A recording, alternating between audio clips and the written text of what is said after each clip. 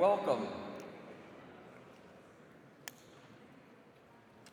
Each year, the Pontifical University of St. Thomas Aquinas, the Angelicum, hosts a day of interdisciplinary reflection in which the four faculties participate, a day we call Communitas. And this year, the theme of our reflection together is AI and the common good, a topic organized by the Faculty of Social Sciences, and I would like to begin simply by thanking Sister Helen Alford, the Dean of the faculty, and Mr. David Dry, who works in the Rectorate, for all their work in organizing this event today with its esteemed and expert speakers. This week in Rome, I hosted a guest I happened to meet, who is a former executive of Google, who helped actually kind of designed Google Translate, which I think some of you have used at some point in life. He just got baptized 2 weeks ago, a Catholic. He was raised a Jehovah's Witness. He told me all this himself quite openly.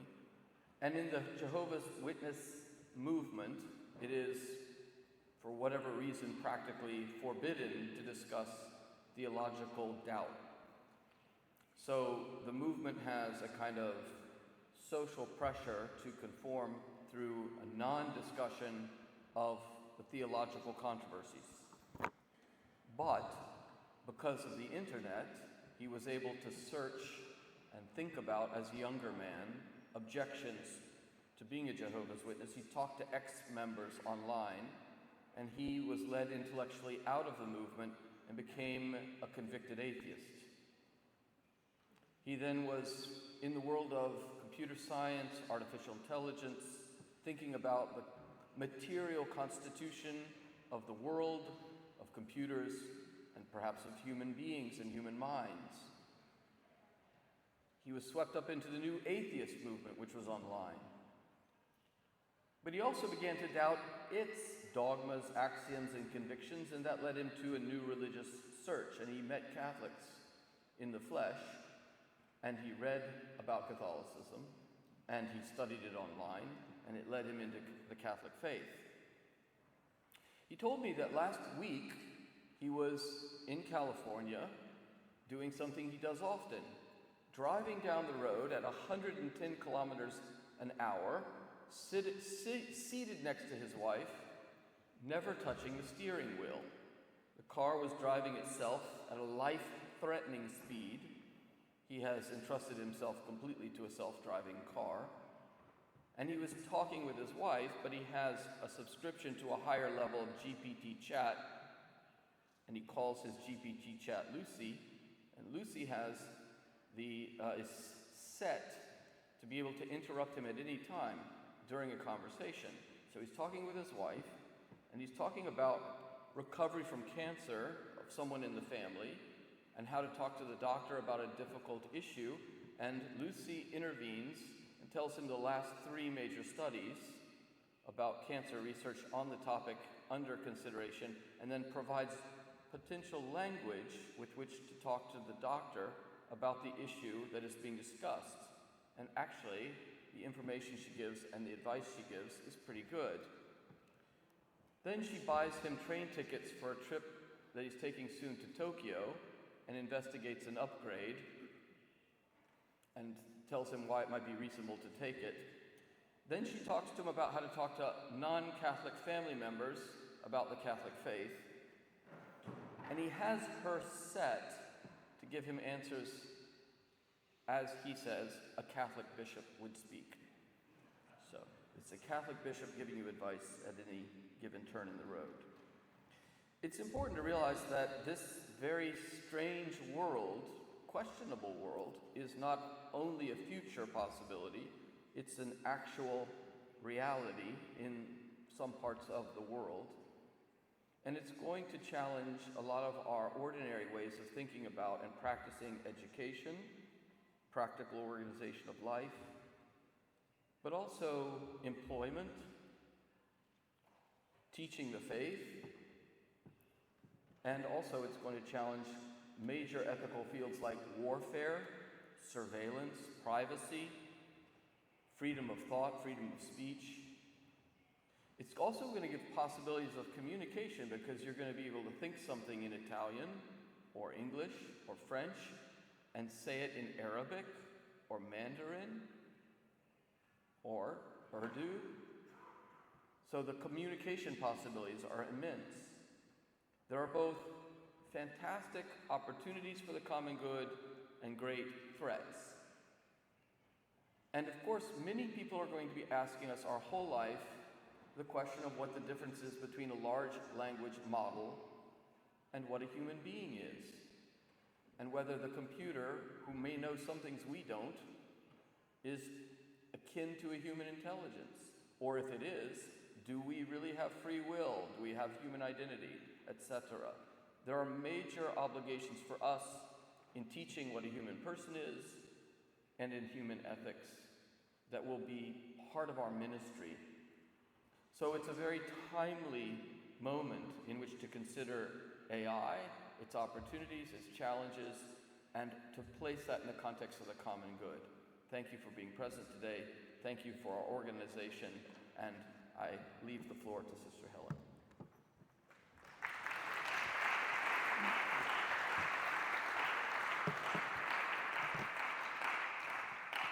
Thank you very much, Father Thomas Joseph. I would like to add to the organizers the new university that's been just started this year in Castel Gandolfo called Catholic Tech, because Catholic Tech is generously co-sponsoring financially our conference today, and they will be involved also in the breakout sessions at the end of the morning. So I would like to also acknowledge at the beginning their important contribution to this conference. Now, we chose this topic not only for all the important reasons that Father Thomas Joseph mentioned, but also because in our faculty we have a research project which is in its third and last year, entitled Human Freedom in the Age of AI. And the lead researcher of that project will be speaking this afternoon. Over its 3 years of activity, the project has included specialist seminars on predictive analytics and on AI and political action. So in this last event of this project, we wanted to start from one of the key ideas of the Thomistic philosophical tradition, the common good, and use it to ask two questions. The first question is, what would artificial intelligence look like if it were developed according to a classic Thomist idea of the common good? How could we imagine an AI that is supporting this idea of the common good? And secondly, how might AI and the common good impact each other in the years to come? The kind of thing the Rector was talking about in his comments. Now, in order to approach these two questions properly, we need to be clear about what we mean when we talk about the common good in the Thomistic tradition. In what does the good consist, and how is it common? Now, in the classical metaphysics of Aristotle, taken up by St. Thomas, the good is what fulfills the nature of a being. I'm sure a lot of people know this. I'm telling you what you know already here. So the good is what fulfills the nature of a being. Now, secondly, human beings are not like animals, driven by instinct alone. So this fulfillment of our being, our good, involves the exercise of our reason and will. It involves making free choices for which we take responsibility. Now, we can also identify basic elements of this good, since human beings have a spiritual, psychophysical nature that they share. So even if they are in very, very different circumstances, there's still these basic elements of the good which will be expressed in their life. The common good, then, is the shared goal of the human community, fulfilling the life of that community in a way that is analogous to the fulfillment of each one of us in our own good. Now, in the modern world, in modern societies, they have a different idea, taking their cue from mainstream modern philosophy, because they've abandoned the idea of a human nature that helps guide us in understanding what is good for us. And so we end up with a kind of untrammeled freedom of will. Each one of us can decide what we deem to be good for us. Now, this means that the goals of a good human life can only really be decided on the level of the individual, each one of us deciding with our own will. And this then empties the idea of the common good of most of its meaning, according to the previous definition we had. So when politicians today talk about the common good, they are usually referring to a procedural or instrumental idea. The common good for them consists in all the systems.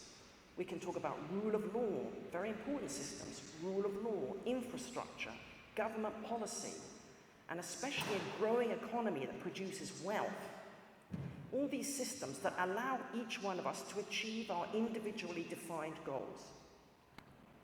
Now, on the one hand, we should recognize that this modern approach has brought us important developments. The legal framework, for instance, for regulating AI based on fundamental rights, democracy and the rule of law, that Paul Nemitz will be talking about later today, would be an example of this. This is very important for us. At the same time, having put the question of nature into the background, this modern way of thinking has contributed to the unhealthy and unsustainable relationship we now have with the world around us, as well as to other serious problems we could mention, like the crisis of loneliness and the mental health problems that affect especially young people today. At any rate, it goes without saying that this modern philosophical mindset has been a formative influence on the development of technology in this period since the Industrial Revolution, and therefore it's a formative influence on the development of AI as well. Now, one of the key contentions of this conference is the following. If we are to confront the challenges of AI in relation to the common good, the richer Thomistic way of thinking about the common good gives us more resources for doing so without sacrificing human freedom. Indeed, we could say quite the opposite. Furthermore, as we hinted above, the advantages of this Thomistic approach are even more general than that, since the main problems we face today, including environmental degradation or how to deal with AI, are mostly social and systemic problems. And the individualistic thinking of the modern mindset is less powerful in the face of social and systemic problems than this Thomistic one, precisely because it does not have a way of dealing with shared goals and shared objectives without at least threatening human freedom. It's complex to understand how to do that and keep human freedom in its fullness. The resolution of problems that belong to all of us as a human community requires us to find a way to harmonize the use of our freedom with achieving shared goals. In order to do this, the older Thomistic idea of the common good, with its strong position on the unity of human beings through our nature, both with each other and with the natural world around us, provides us with a way of thinking about how to achieve shared goals without sacrificing genuine human freedom, which is really important for us. In the face of the problem presented to us by AI, a Thomistic idea, therefore, of the common good gives us a much stronger starting point than the modern idea. So having said that, could we identify a shared goal for AI according to the richer view of the common good? Now, Gyula Klima will address exactly this problem in his keynote speech this morning. from the point of view of analytical philosophy under the title, What is AI for? What is AI for? He will outline the artificial nature, we could call it, of AI, defined by us in order to do this. Now, we might also mention the fortunate metaphor devised by Steve Jobs to describe the goal of the products he was developing in Apple, and see AI as what he called a bicycle of the mind. Very nice metaphor, a bicycle of the mind. In this view, AI does not think for human beings, doesn't ride the bike, but creates more favorable conditions for human beings to think. AI doesn't think for human beings, but creates more favorable conditions for human beings to think. It would thereby support human beings in their efforts to achieve their good and fulfill their nature, both personally and communally. And Sarah Spiekermann, this morning in her talk, will present how engineering standards can help us achieve this goal.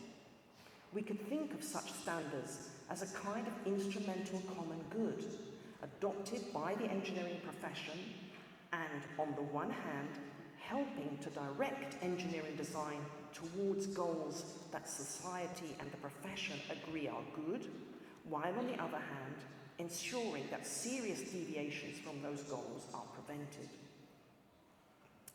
Now, along with the student panel and the breakout groups, which I'll present in a moment, these two talks make up the morning of this conference, and to some extent, at least, help us answer our first question, which I'll remind you is, what would AI look like if it were developed according to the classic Thomistic idea of the common good?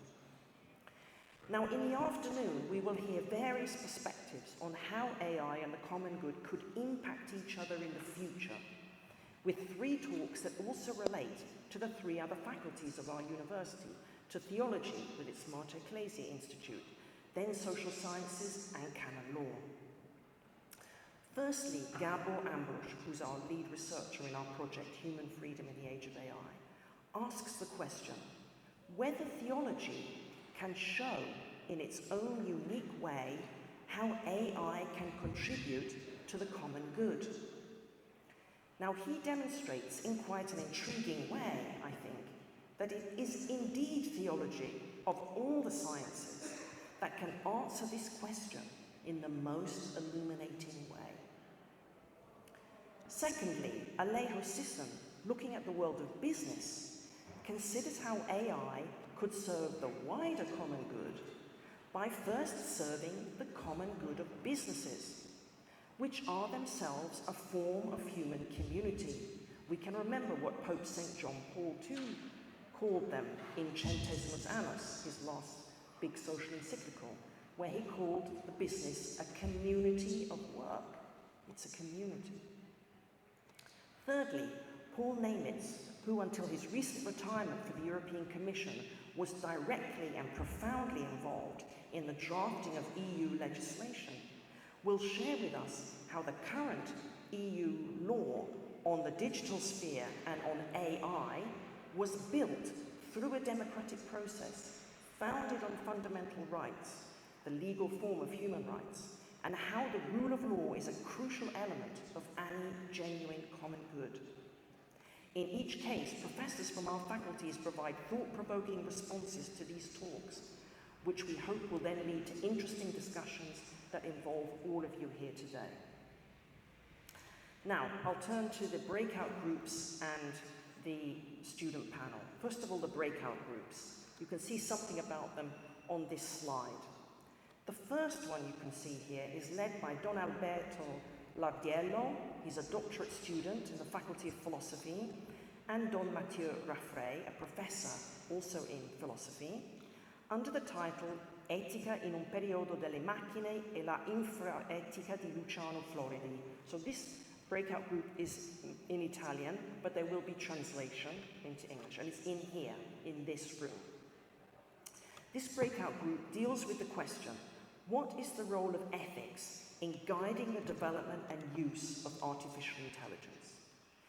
As they say in their presentation of it to me, numerous theoretical models aim to define a valid body of law for regulating the behavior of robots and intelligent machines, particularly in their interactions with humans.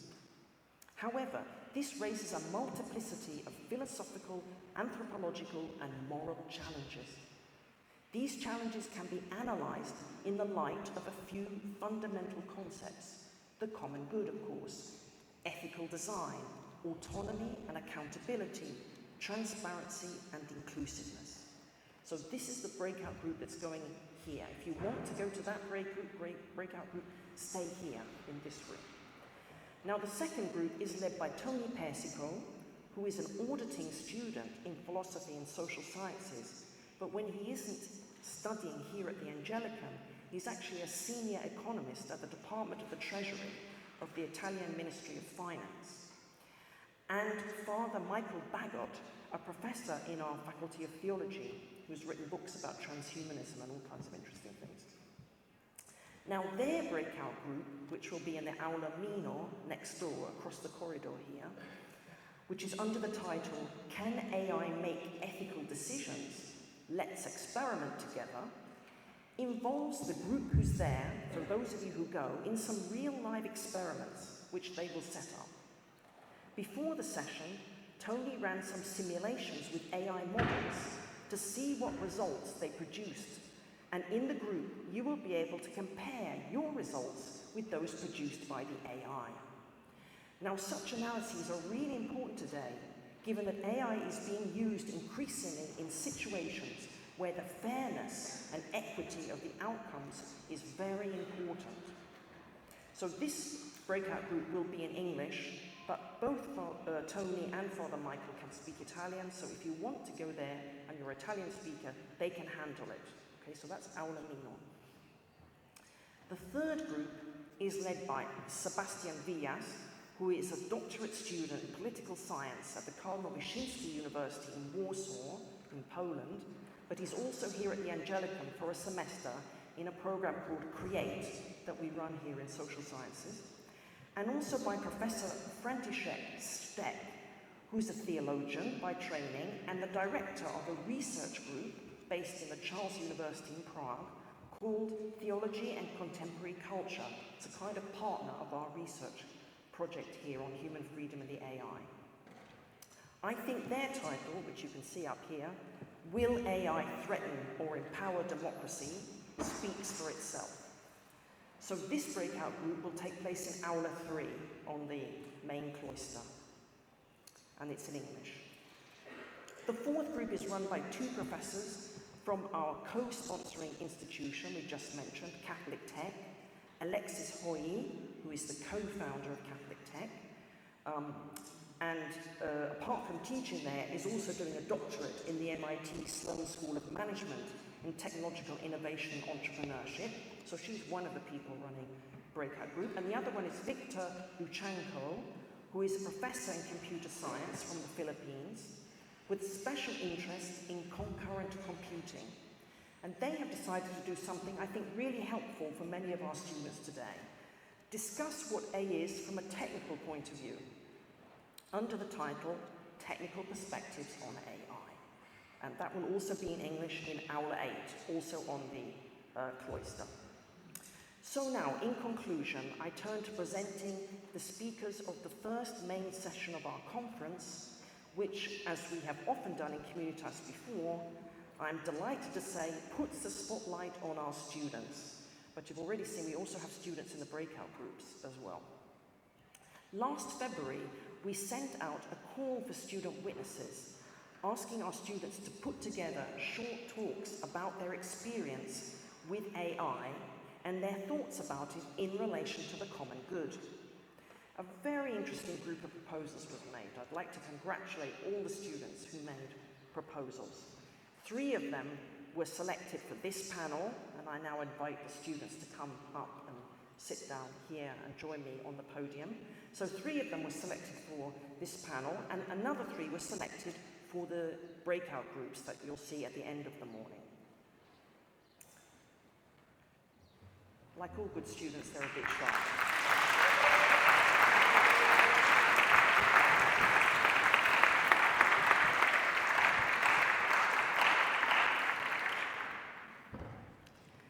So first we will hear from Luis Francisco Hernandez Sanchez, who, as you can guess from his name, is a seminarian for the Diocese of Oslo.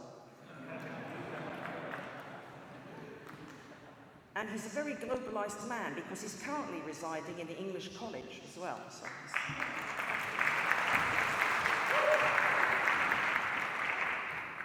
So Luis Francisco, before signing up this year to start his program as a seminarian in the Biennium in Philosophy, had already studied computer engineering and received a master's in optimization and a doctorate in bioinformatics. Oh, he's an interesting figure. He will speak in English. Secondly, we have Luz Margarita Paredes, who comes from Peru, a laywoman. And she's lived in Italy now for many years and is a third-year student in the bachelor's program in social sciences. She's going to give an equally interesting talk because she's going to focus it on a special project in Rome called AI Roma, or I-Roma, as we say here, which is being used to improve the operation of the social services system in the city. So she will speak in Italian. And finally, Vincenzo Grienti, last but not least, a licensed student in social sciences with a long career in Catholic journalism behind him. And he will add some concluding reflections, which he will also make in Italian. At the end of their presentations, we will then move to listen to Professor Sarah Spiekermann, who I'll present at that stage. So I hand over now to Luis Francisco. Thank you.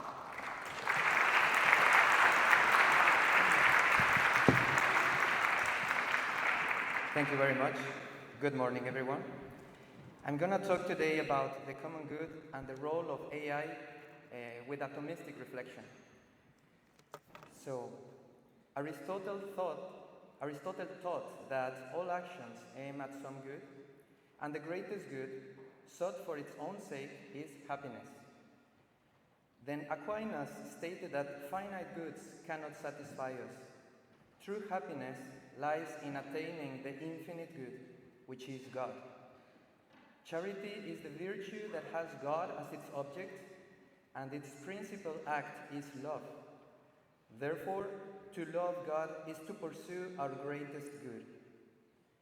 You shall love the Lord your God with all your heart, and with all your soul, and with all your mind. Jesus himself taught this commandment is the way to attain full life, true happiness, and the supreme good that all hearts seek. The second commandment is to love your neighbor as yourself. If we seek the greatest good individually, meaning to love God and being happy, the second commandment tells us to search also the happiness of every other human person. It is the way, in this way, the common good can be expressed as assisting one another in loving God and being happy. Now we live in a technological revolution. Artificial intelligence systems are becoming extraordinarily capable and surpassing humans in tasks like manufacturing, data analysis, content generation. It is true that AI works through patterns and statistical calculations. It is also true that AI is replacing humans in an immense diversity of tasks. What will happen then? Will humans become redundant? Can AI replace us in the search for the common good? Can AI replace or prevent us from loving? Let's set aside AI for a moment and understand how the common good is achieved with the Aristotelian Thomistic framework of the four causes. First, we can think of the material cause. It is the individual human beings forming society, our minds, our hearts, our souls striving to love God and to be happy. Second, the formal cause is the order that the greatest commandment established within us. Aquinas teaches us that the commandment orders our heart through our intentions, our soul through our affections, and our mind through our thoughts, and our strength through our actions. Third, the final cause is the end for which the common good is pursued. On the personal level, this is the most just and necessary thing. If this is true for the individual, it must also be true for the collective. Then, the efficient cause. Aquinas teaches that the intellect apprehends the good, the will desires it, the intellect judges its attainability, the will sets the intention. So then, by the active power of the free will, humans are the principal efficient cause of the common good.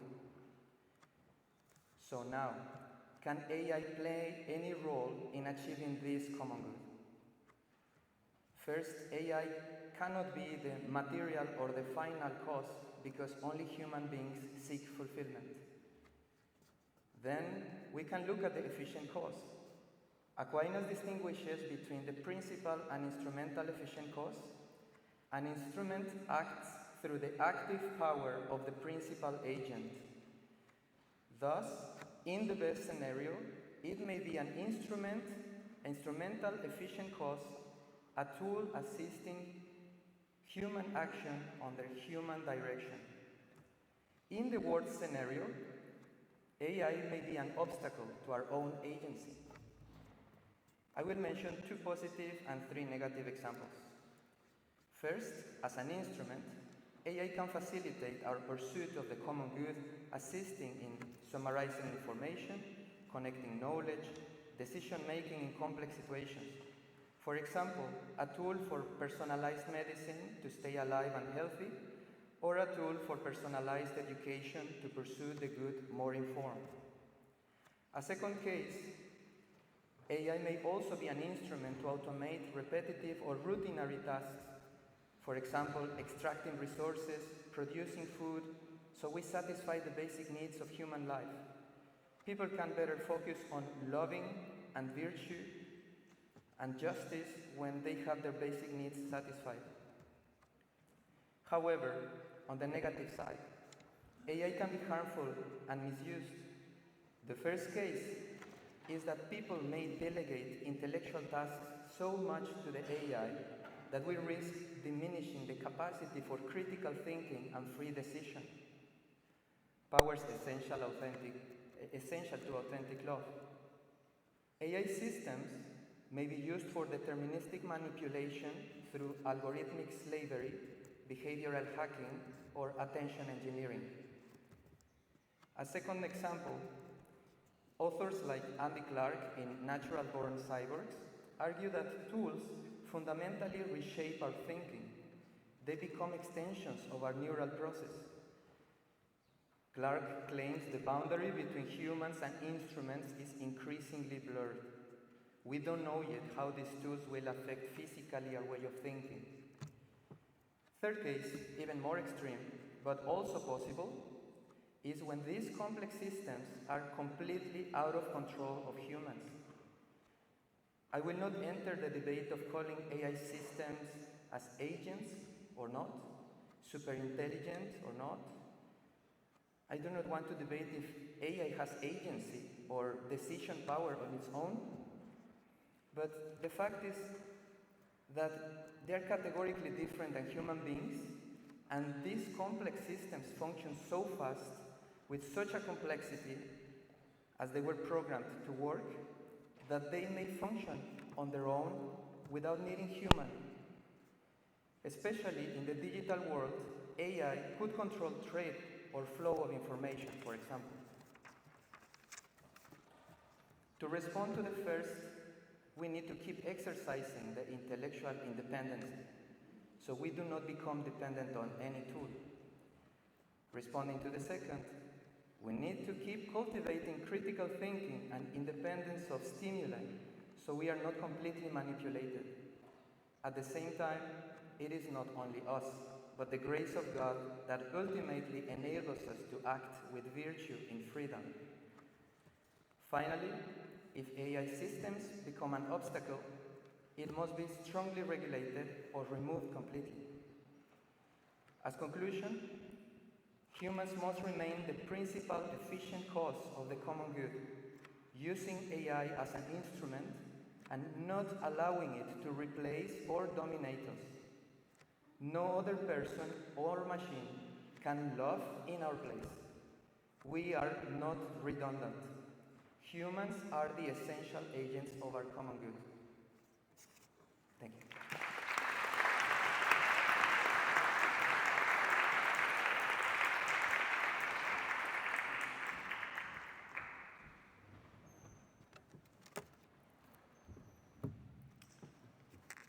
Buongiorno a tutti.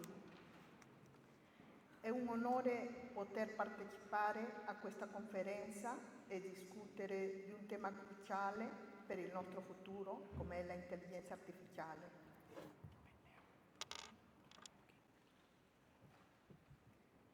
E il bene comune. Il titolo della mia partecipazione è La tecnologia al servizio dell'umanità, l'intelligenza artificiale e il bene comune nei servizi sociali. Ringrazio a Luis Francisco per la sua analisi classica del bene comune basata sul pensiero di San Tommaso d'Aquino, il quale ci insegna che dalle persone intese come agenti principali dipende la cooperazione e la partecipazione di tutti.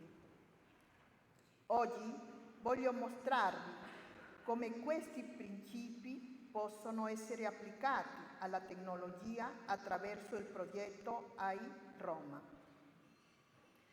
AI Roma è un'iniziativa per il bene comune.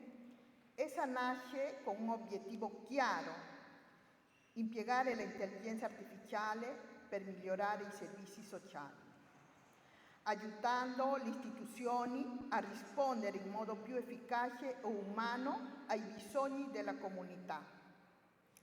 Grazie a un sistema avanzato di analisi dei dati, AI Roma ha già ottenuto risultati significativi sotto diversi punti di vista. Ha dato supporto agli anziani identificando delle persone a rischio di isolamento sociale e sviluppo programmi di assistenza personalizzati. Ha dato aiuti alle persone senza fissa dimora, elaborando una mappatura delle aree urbane più vulnerabili per la distribuzione più efficace delle risorse.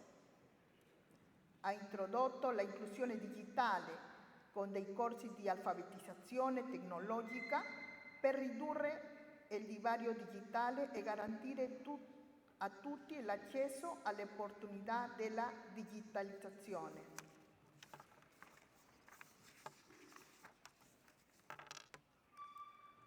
Allora, ci chiediamo: chi ha sviluppato questa AI Roma e dove è stato applicato? AI Roma è il risultato della collaborazione tra esperti di tecnologia, dell'amministrazione locale e organizzazioni sociali.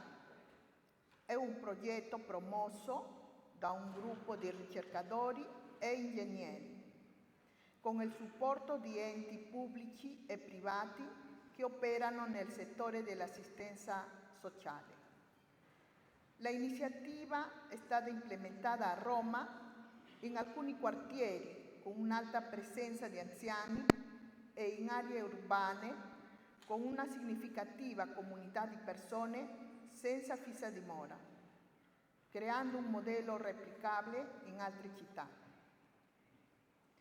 In conclusione, AI Roma è un esempio concreto di come l'intelligenza artificiale possa essere orientata al bene comune, migliorando la coesione sociale e l'efficacia delle politiche inclusive.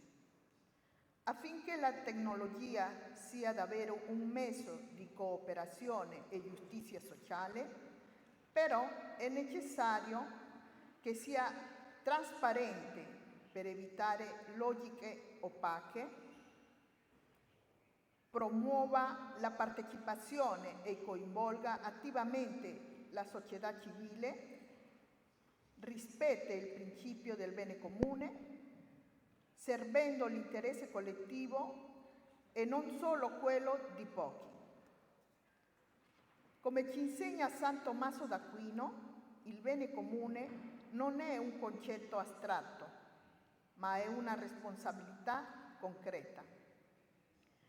Ognuno di noi ha il potere di scegliere quale futuro costruire. Quale sarà la nostra prossima mossa?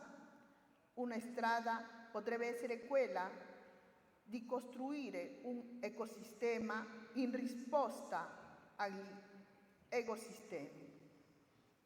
Una scelta decisiva e determinante che va approfondita. Proprio su questo tema, allora, lascio ora la parola a Vincenzo, che fornirà ulteriori spunti di riflessione e confronto. Grazie per la vostra attenzione e per la vostra partecipazione.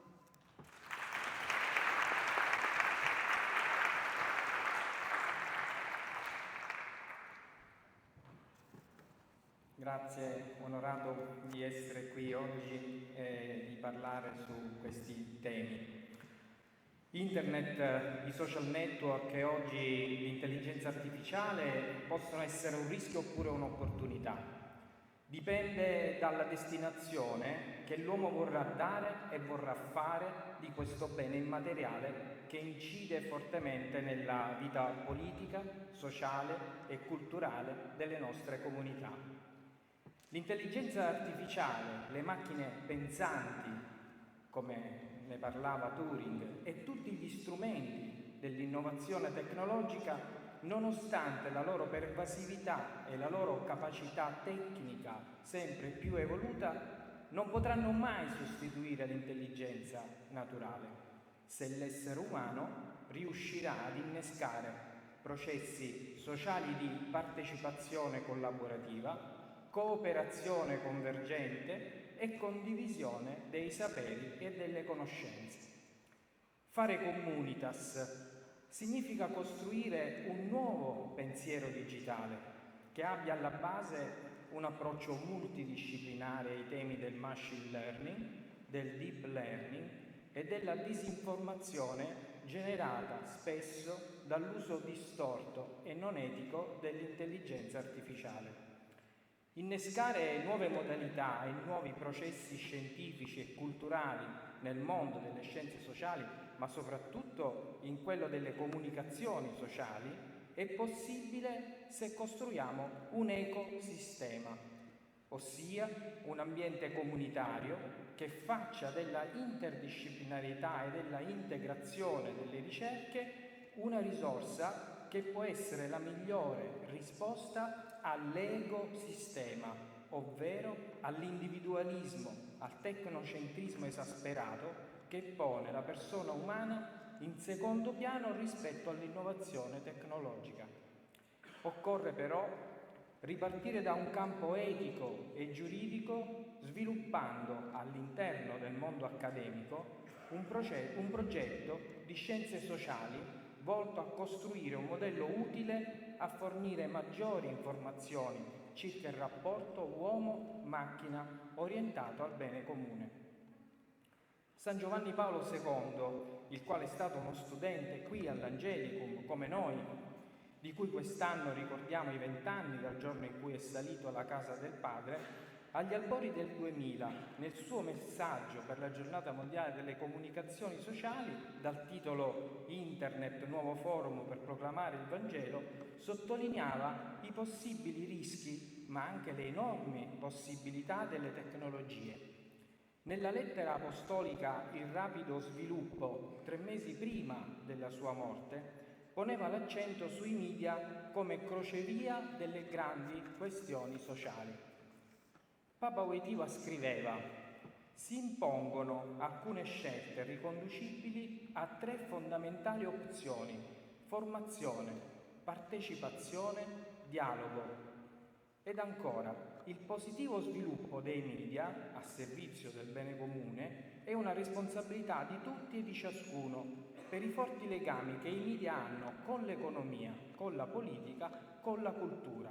Dunque è necessario un sistema di gestione che sia in grado di salvaguardare la centralità e la dignità della persona, il primato della famiglia, cellula fondamentale della società, ed il corretto rapporto tra i diversi soggetti. Giovanni Paolo II scriveva questo 20 anni fa. Proviamo ad attualizzarlo e chiediamoci: questo vale ancora sul fronte dell'intelligenza artificiale? Sicuramente sì.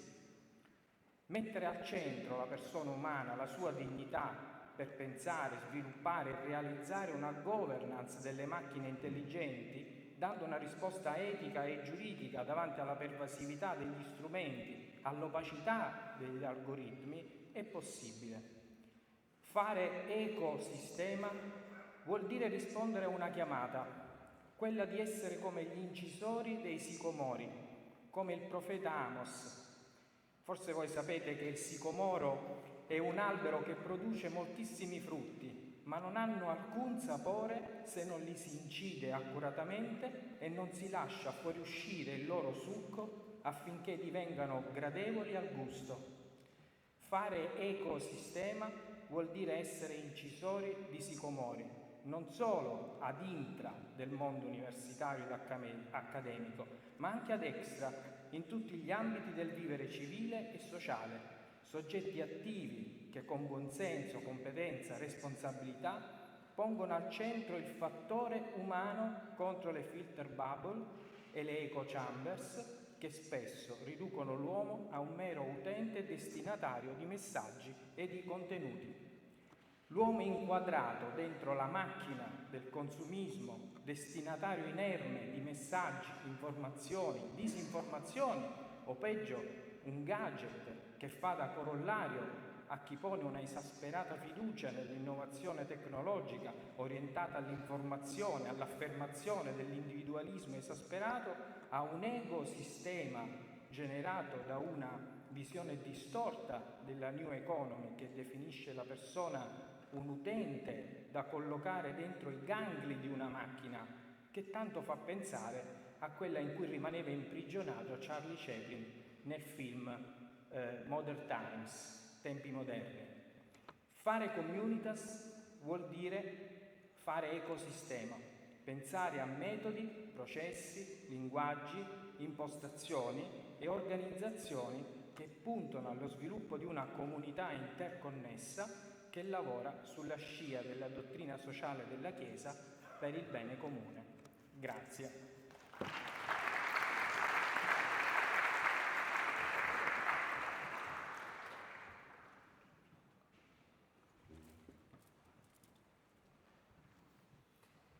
So, thank you very much. I think you can see just how good there was one student presenting a Thomistic analysis, another one presenting a case study, and then we get the journalist at the end, of course, coming up with a great phrase comparing the ego-systema to the ecosystema. You know, that's the sort of thing we need the journalists for.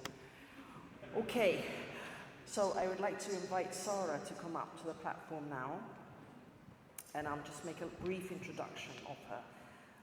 Sarah Spiekermann has chaired the Institute for Information Systems and Society at the Vienna University of Economics and Business since 2009.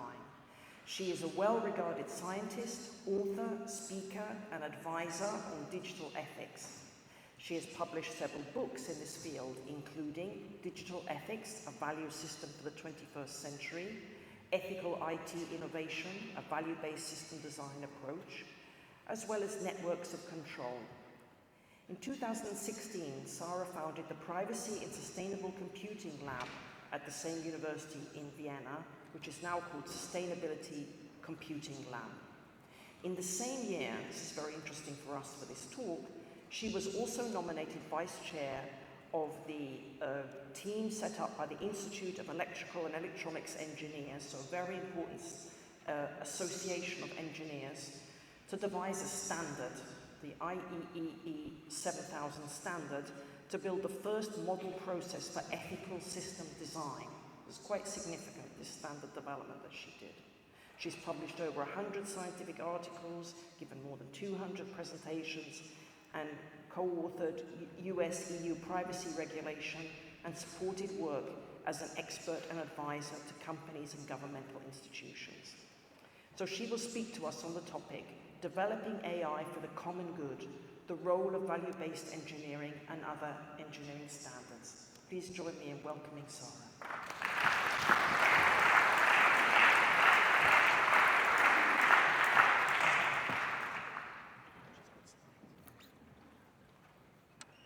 I'm waiting for a slide.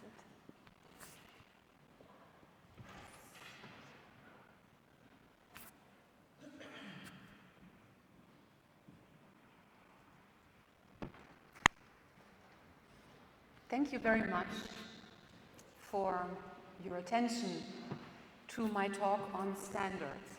Helen invited me because she was very keen on me talking mostly actually about the power of technical standards and also their embedding in the legal field, because a lot of our laws are now being delegated, or execution of the law is delegated into technical standards. But I have allowed myself and want to allow myself to first reflect a little bit on what standards actually are, especially because the church has played for centuries the role of the standard setter.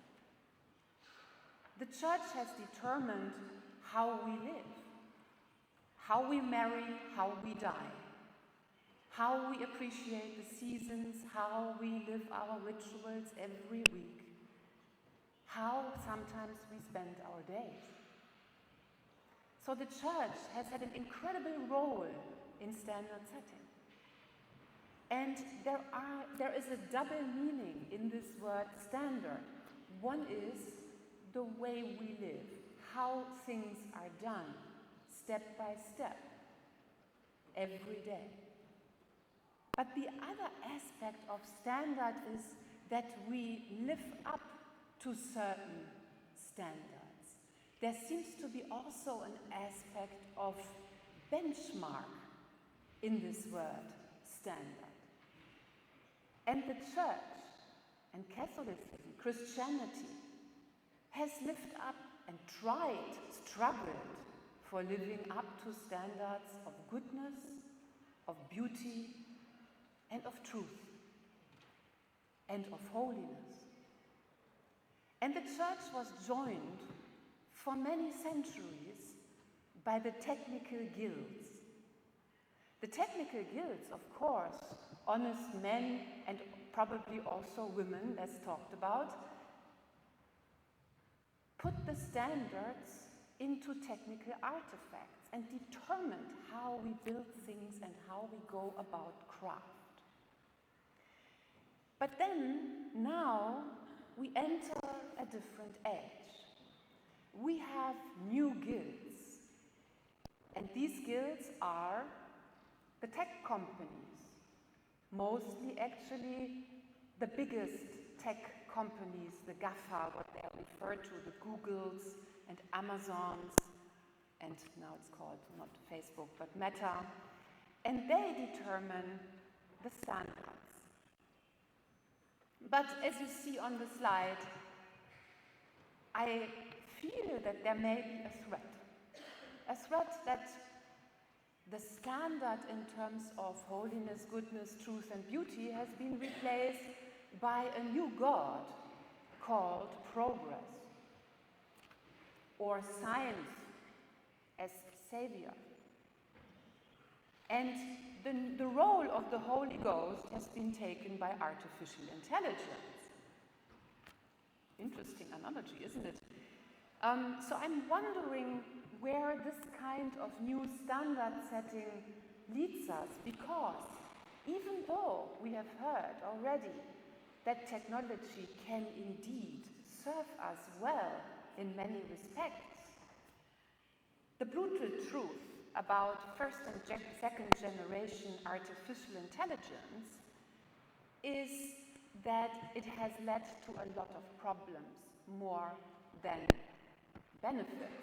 We see democracies eroding, we see people plumbing into loneliness, we see a lot of hate and conflict, we see getting people addicted and not striving for knowledge or conviviality anymore. So the first and second generation of artificial intelligence, this is a distinction being made, is not so promising.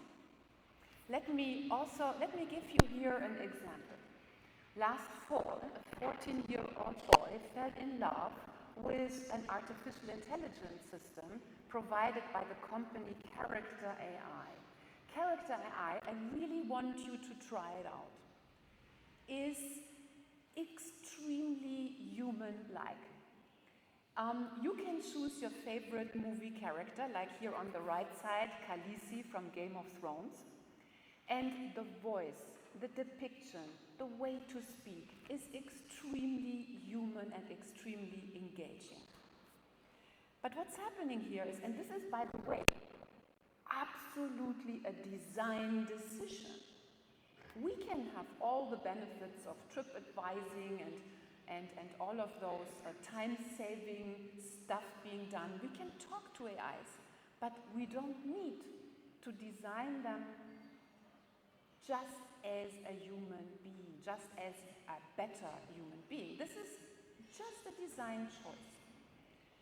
So what's happening here is we are working, the tech companies are right now offering services aimed to optimize artificial human likeness. Instead of, and this is the higher value that we should actually strive for, is truthful reality. Another example, or another aspect they of course do, is they optimize the ease of use and the stickiness to stay around, instead of having the AI say, you know, we've talked long enough, why don't you go and see your friends? It's also just a design issue, yeah? You can design the dialogues to do that. You can even have artificial intelligences organize your meetings with friends. So design decision. But no, we exchange the ease of use for human conviviality. In companies, if you look at the market for legal AI taking up, it's incredible. So young lawyers, instead of sifting through cases and reading and comparing and thinking and building up this legal knowledge over time to become an expert, now jump on the AI and get the answers of how to solve the case right away at the press of a button. It's also a design decision. Or in courts, now I hear in the United States, really the big debate is what side has the better AI for providing court decisions. So here we trade efficiency in with human wisdom, truth, and knowledge. So what I fear really is that the common good is threatened due to bad design decisions. High values actually constituting the common good, such as truth, justice, knowledge, or human conviviality, are at stake, and these immaterial and hardly measurable high common good standards are traded in for utility values or values of the sensory feelings because it feels natural to do so. And I've been wondering, why does it actually feel so natural? So why on earth do we really trade? If I see in your faces that you, many of you at least, agree that the trading we do here isn't really to our benefit, but still we do it, we accept it, we embrace it, we go for it. Why?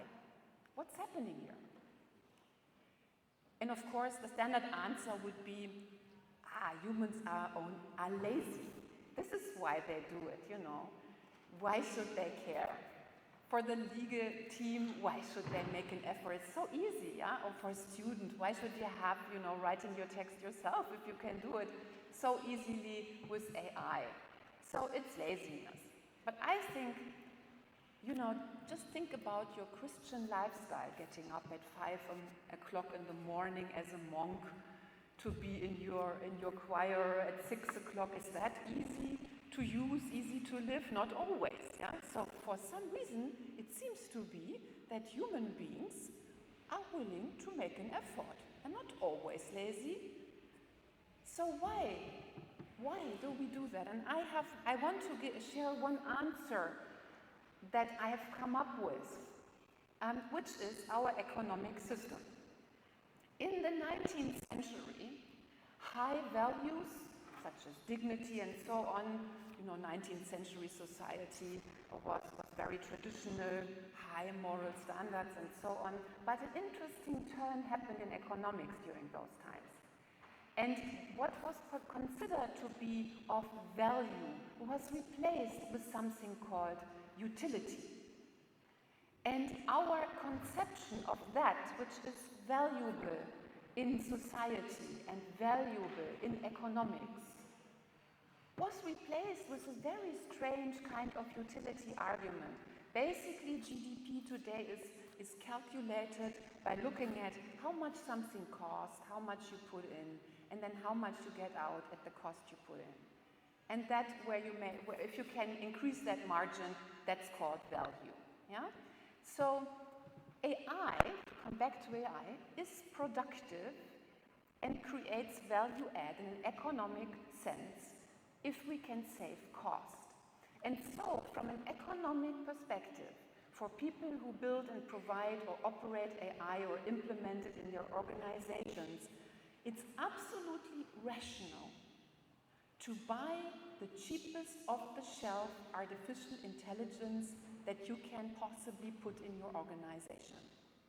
Yeah? You try with some change management and some little investment to make it happen. And you run innovation projects with the goal to save costs. That we see right now everywhere. If you can replace some call center employees with AI, you're going to do it. Are you going to develop fancy AI-tailored systems to your organizations that cost you 3 times as much? No. You're going to take so-called commercial off-the-shelf systems. Second point, AI utility, which is the standard economic measure, is measurable in terms of market acceptance and willingness to pay. Because since 19th century, we are not arguing in terms of value creation anymore. We argue in terms of measurable, divisible utility units. This is how we calculate economic efficiency.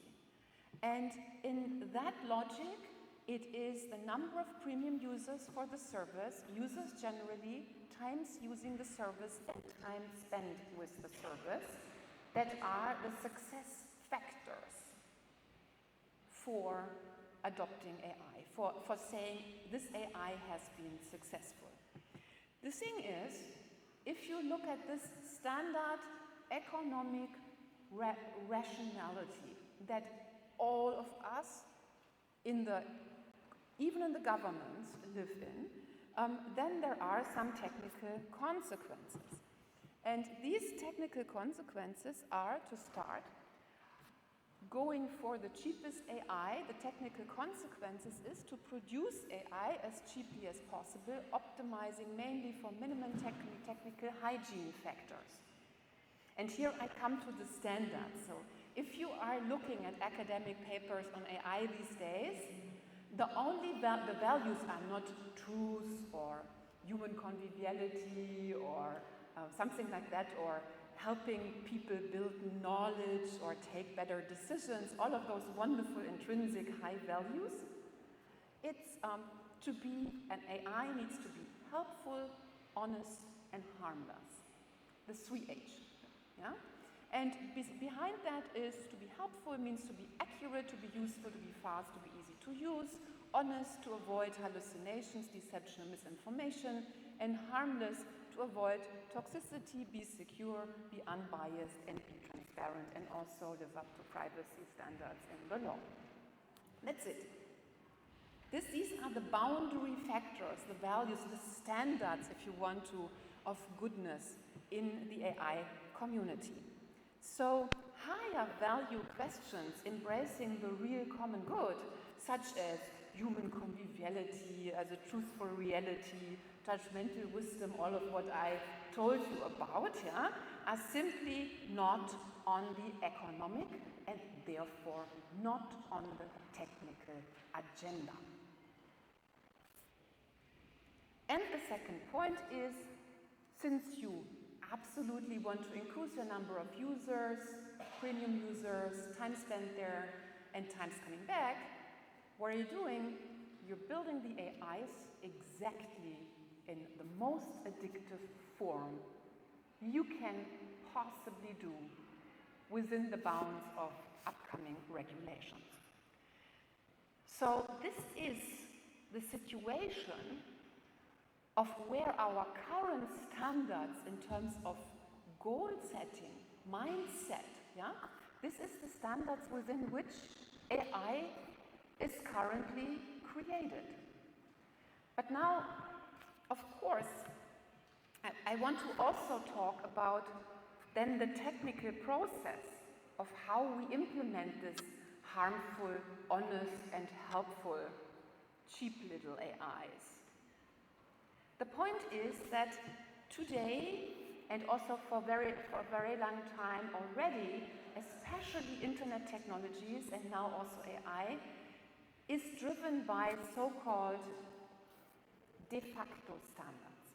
You have to distinguish between de jure standards and de facto standards. And de facto standards are technical mechanisms and governance framework that are determined simply by those companies who are the market makers. Yeah?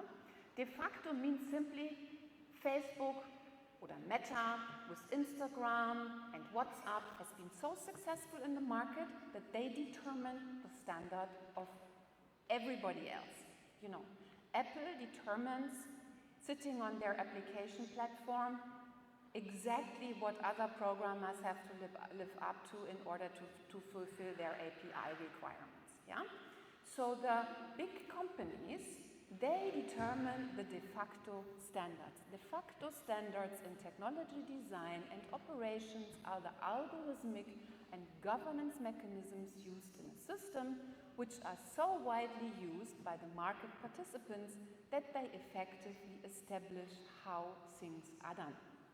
And you see here on the left side, you see here in 2025 who is currently the de facto standard setter, and that is OpenAI with its ChatGPT application. And you see here also some other companies coming up. The thing is, you might have heard about standardization bodies also, like ISO or IEEE that I will talk about in a minute. IEEE has 486,000 members. It is the biggest organization on earth, right behind the Catholic Church. And it also, yes, it does set standards. Yeah? For example, the Wi-Fi standard. Many years ago, when nobody actually knew how powerful Wi-Fi would become one day, some engineers sat together in a friendly way and they were determining what Wi-Fi looks like worldwide. So that's cool, it's a good standard, it's reliable, we all use it. That's a standardization button. But the fact is that in the big tech application layer environment of today, or also now in AI, large language model technology, these big standardization setters are not really on the table. It is really the companies who determine and who are also in a competition who is coming out with the best large language model. DeepSeek or Meta with Lambda or the Gemini from Google. So they are all, working proprietarily, and we will see perhaps, I don't know, at some point in the future who is going to make the market. But these de facto players play the biggest role. Everybody else has to comply. The thing is, Now, in their formulation of those technical protocols and algorithms and governance frameworks, what standards do they live up to? Well, they live up to helpful, honest, and harmless. And also now, they don't like that, but they have to respect the law. So they have been lobbying extremely fiercely, for example, to influence the AI Act that was recently passed by the European Commission, because of course the AI Act, could have forced them to go beyond the helpful, honest, and harmless standard. Yeah? So here comes an interesting thing. What is in the AI Act? Does it not have power to set standards? I mean, probably everybody here in this room thinks that the European Commission must have a lot of standard-setting power. Yes and no. So, first of all, what the AI Act as a de jure governance goal setter is doing is it is determining de jure standards, and it also talking about product standards in comparison to process standards that I'm going to talk about in a second. And the challenge is with the EU Act is that what it does, it says, for example, an artificial intelligence system needs to be transparent in order to be harmless. That's good that it says that. But then how a system is really transparent and recognized as transparent? What do you do as a technology provider to ensure that your artificial intelligence system is transparent, is not being laid out in the law? What the regulators now do and have done in the AI Act is that they use so-called delegated acts. So they write, the system needs to be transparent, and what is transparent is then delegated to standardization bodies. And like IEEE and ISO, and specifically in the European Union, that's a standardization body called CENELEC. And you cannot imagine what's happening right now in the CENELEC, I don't want to say lobby groups. Yeah, it's terrible. It's not a few nice engineers sitting together discussing a Wi-Fi protocol.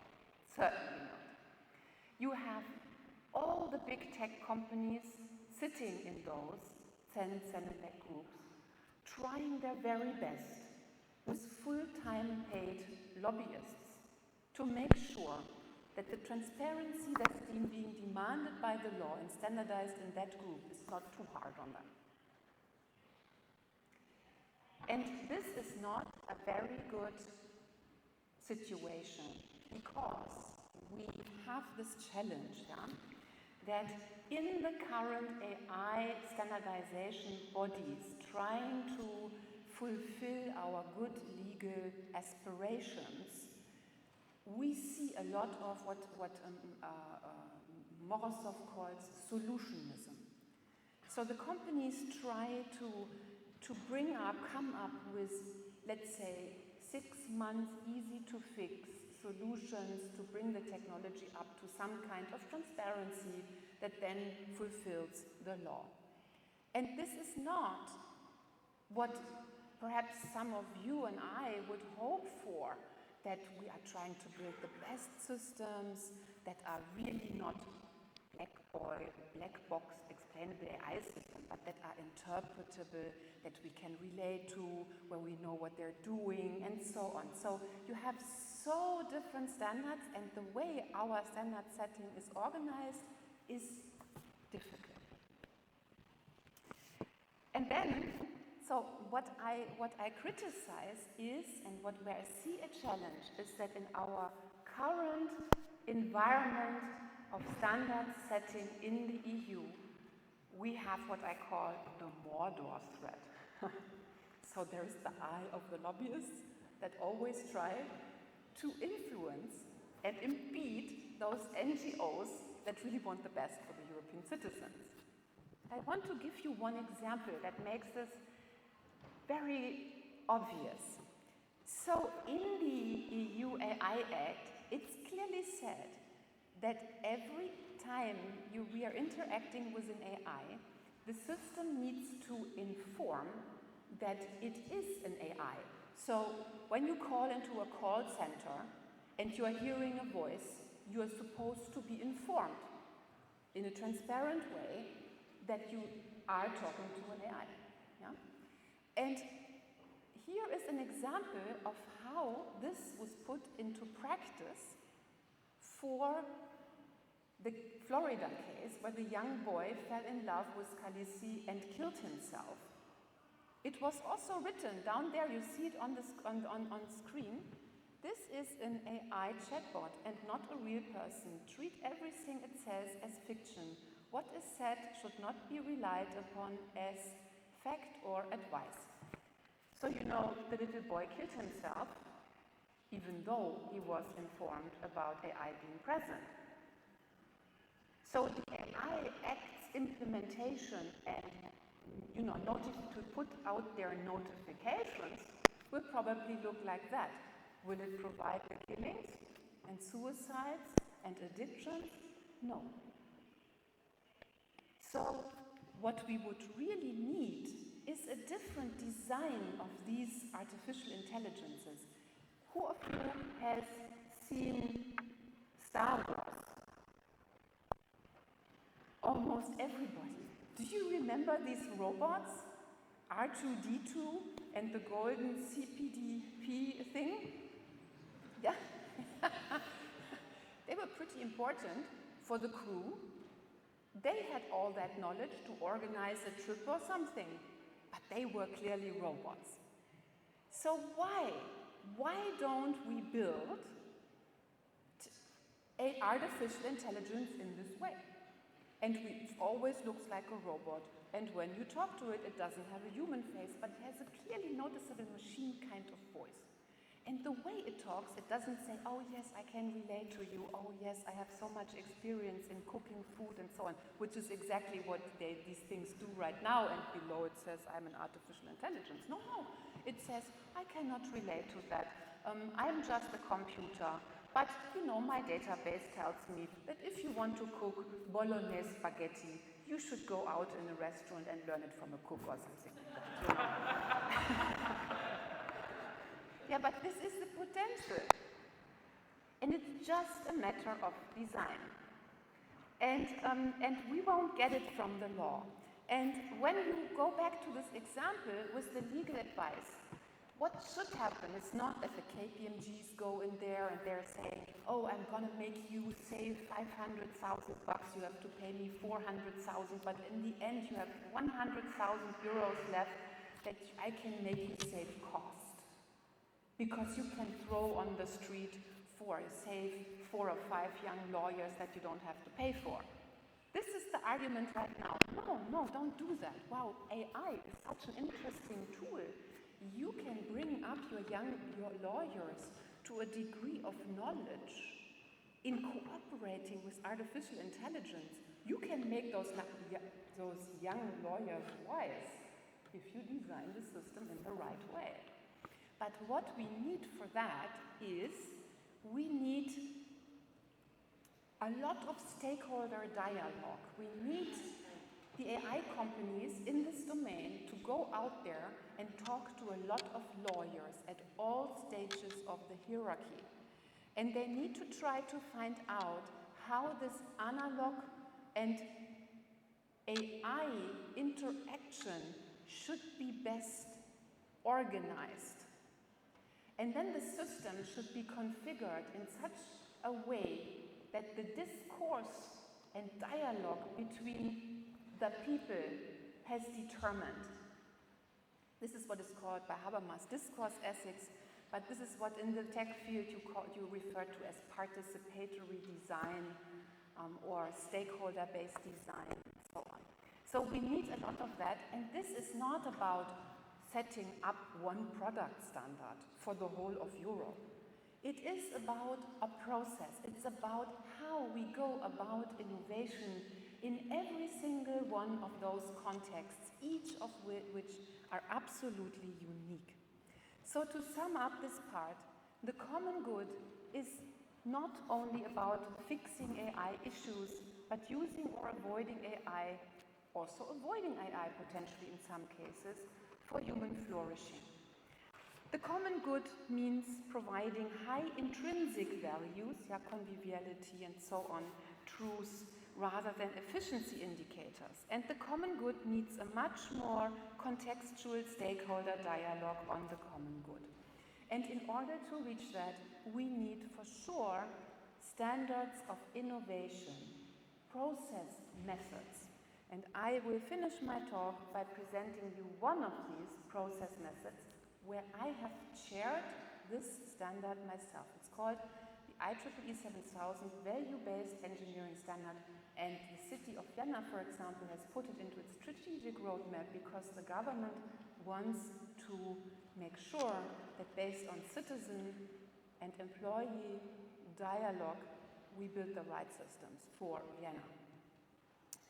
But the thing is, this standard development is a journey in itself. Because as I told you a minute ago, the lobbies, the Eye of Mordor is pretty strong, yeah? And we had the Microsoft sitting there, beginning of 2016, and every time we wanted to do something good in the standard, they were, nee, we don't want that. Oh, I didn't like the term ethical in the ethical system design standard. We shouldn't use the word ethical in ethical system design standard too often. They just didn't like it. A little bit like the devil who doesn't like the cross. So it was kind of strange. It wasn't very constructive. At some point, and this is the interesting thing, in the end it came down to one individual, because we had almost retired standardization director sitting on these 486,000 engineers as members.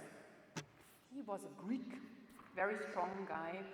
He said, before I retire, I want this ethical standard to be out there, and I want it to be successful. Then I'm retiring, nobody can, break my career anymore. And so he called up the Microsoft standardization director and told him in a phone call, and I was there, listen, we don't want you to undermine our process. Just stop it, yeah? Just get out of there. And that's what they did.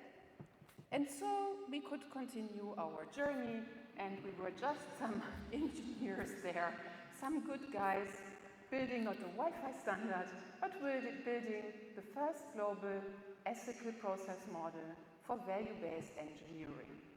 And this is what's out there right now. It was adopted by ISO in 2022. There is a handbook, and you know what's inside. There is Scheller's material value ethics, which prioritizes high intrinsic values for system design. There is moral philosophy in there because we try to understand what values are important for stakeholders through virtue ethics, through duty ethics, and also a little bit through utilitarianism. There is risk-based design in there. There are all those good things in there that NGOs and the academic community have been calling for 2 decades at least. And if you use it, you have the system that you want to see. Thank you very much.